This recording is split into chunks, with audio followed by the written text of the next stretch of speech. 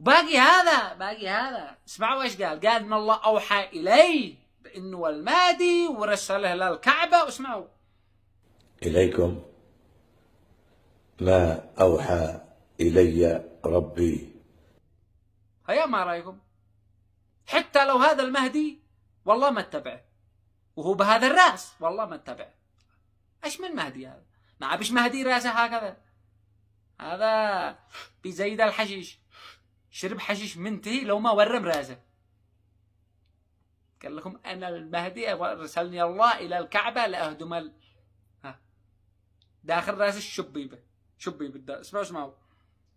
رسالة إلى المملكة العربية السعودية بأن يهدموا المكعب الأسود المسمى بالحج. وباقي باقي مليارات المهدويين